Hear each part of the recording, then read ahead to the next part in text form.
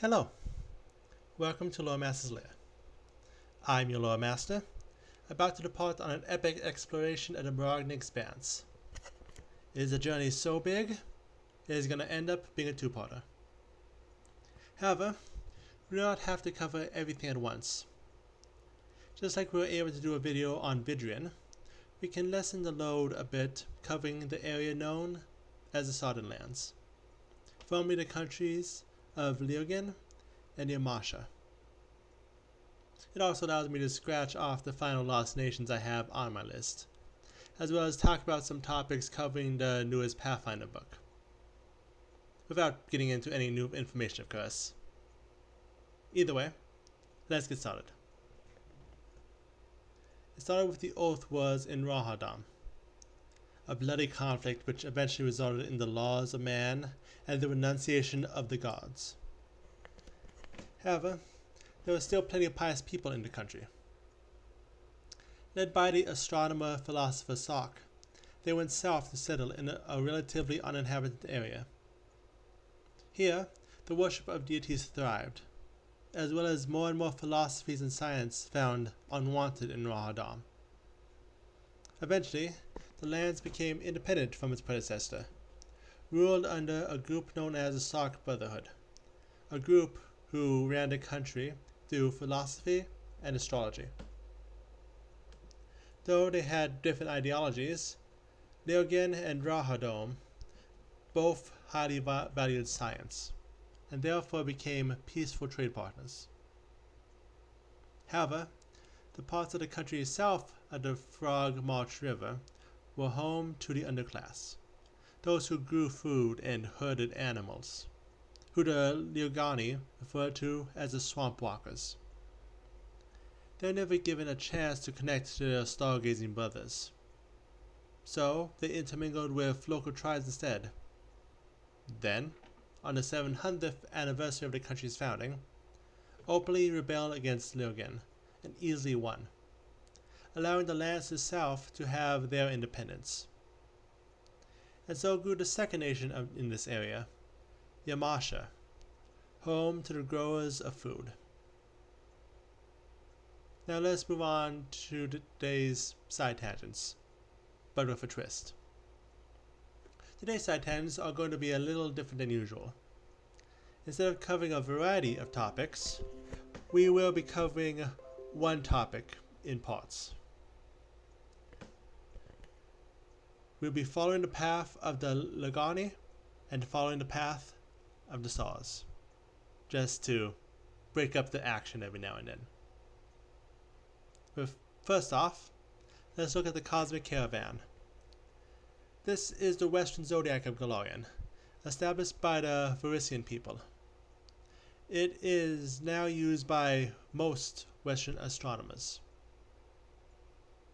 The group is seen as a traveling caravan, slowly passing across the world as the year passes, only to come back around at the start of the next one. The signs are, in order, the Thrust, the Lantern Bearer, the Newlyweds, the Bridge, the Daughter, the Rider, the Patriarch, the Wagon, the Pack, the Mother, the Stargazers, the Stranger, and the Mysterious Follower. But heading back to the main topic, after their establishment, both countries grew on their own. Lirgen was a small nation, no interest in growth or expansion.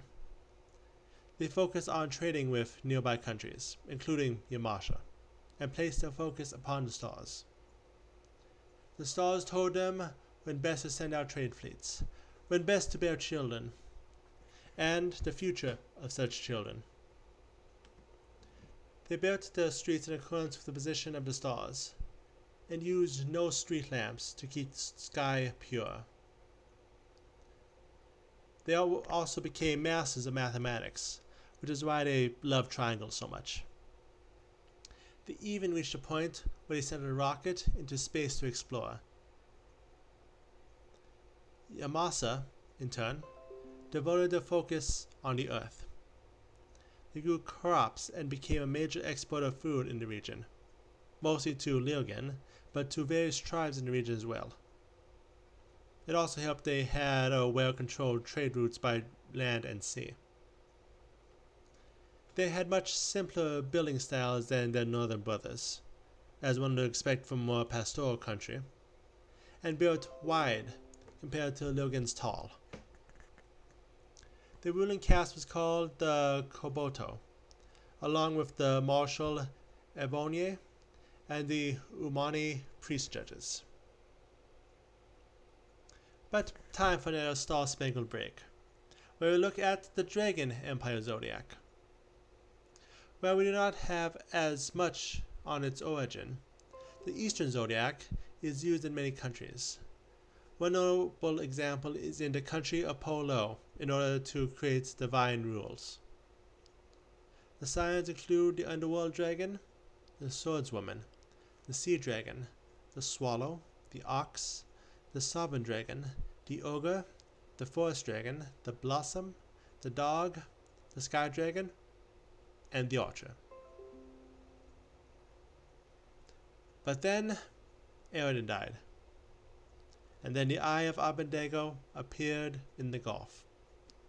The Lirgen knew something was happening, but the stars did not tell him enough to be prepared. Half of Lirgen was sunk. Many of the Sark stayed behind to try to get answers from the stars, something which is hard to do in a permanent hurricane, though some succeeded and were driven mad for their troubles. And Yamasa lost 90% of its population, causing all but a few to leave the region. Few that stayed behind turned to dark gods and became mad cultists. But for a third look at the stars, let's look at general constellations. These are from the lists in the book People of the Stars and do not take into account any additions from the Traveler Guide. I have not read that chapter yet. In the Northern Hemisphere, in no particular order, we have the Animal Mother, the Caravan, the Dancer, the Goblin, the Jackal, the Mantis, the Owl, the Rose, the Salmon, the Sea Wraith, the smaller ship, but sometimes it actually is the ship, the Snake Fang, the Stare of Stars, a constellation pointing to Seneschal, Desert's home, the Scourge, the Twins, and the Worm. Okay, I said there's no particular order, but it's alphabetical. For the south, we have the Artocordius, a sea serpent who wrestled a kraken, the Fang, the Ferryman, the Gecko, the Gigas Major, the Gigas Minor, the Hawk, the Key, Abadar's key to his vault, this sometimes the actual key, the Kraken we mentioned earlier, the Sorcerer, the Sphinx, the Spider, the Tarrasque, and the Throne. Any new additions to this list, you will see them at my end of the year errata, which I'm doing again this year, of course, because I always make mistakes. So, tourists coming for a visit into the Broken Kingdom, what can you expect to find? Safely away from the water, the one landmark we have is a dim gate, a planar pillar being made by one of the last mad members of the Sark Brotherhood. In what was once Yamasa, we have Kokotang, were the last Yamashans of the region who refused to live, many of them now worshippers of fell deities. Or instead, it's a place where survivors of Yamasa return to find places to live or worship, depending on the edition. You can probably tell what the difference is. This region also has the Steel Meridoth, a large ship graveyard in the Frogmarch River, which was caused by the sudden influx of water pushing all the boats into one location.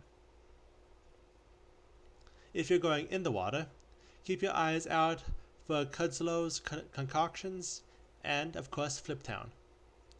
Both locations perfect for supplies if you can find them.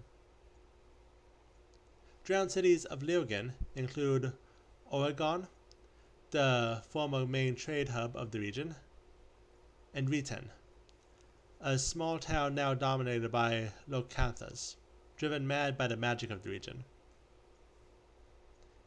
And as for the capital of Hirantham, it is only half submerged. The tower is large enough to function as islands. They have to deal with many aquatic monsters, but a brine dragon and a naga have become their protectors. Though the recent opening of Ling's Well and the arrival of Fae have brought about more changes to the already struggling locals. We are winding down, so let's finish off our trek through the stars with looking at a place without stars. The Dark Tapasty has been mentioned before. The void of space where there is no star or planets, just emptiness. This is where the other gods lay sleeping. This is where the dominion of black originate from.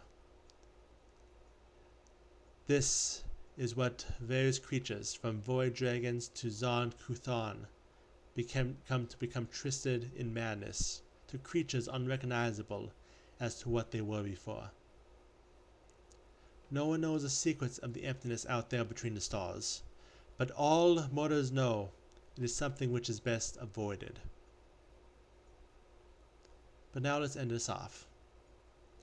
A warning about the groups one might find if you explore the Eye of Abendego and the Sodden Lands.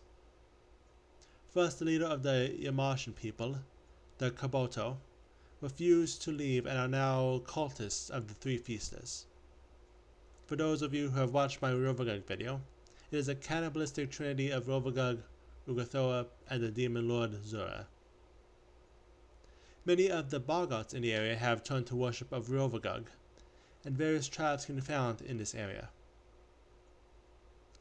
Finally, groups of Nogabo cultists came after the storm started to try to raid the area.